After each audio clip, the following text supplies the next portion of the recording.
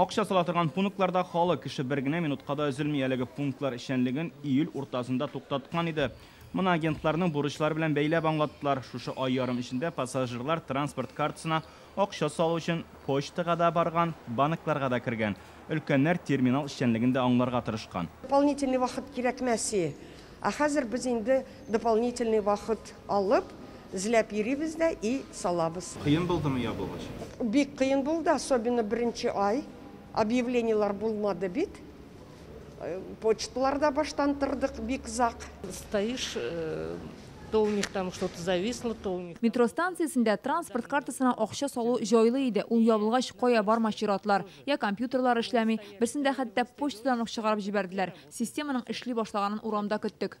Июль уртасында бер юлы 46 пунктны япканнар иде. Алар урынына берничә терминал ачып карадылар. Тик тәҗрибә үзен-үзе акламый. Минем өчен бу шактый катлаулы булды. Миннән дә өлкәнрәк кешеләргә тагын да авыррак бит.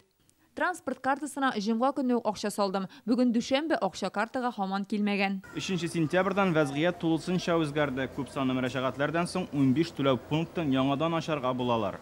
Казанның барлык станцияләрендә дә транспорт картасын тулыландырырга мөмкин. Әйтик, авиатөзелеш районында аны банк картасы аша башкарып булмый, бары тик акча белән генә түләргә мөмкин. Обращение были мы это? Шуннан да төрле моңзарлар белән шалтыратучылар шактый булды. Ай дәвамында агентлар белән сөйләшүләр алып бардык. Алар ябылган пунктларда эшләргә теләк белдерде.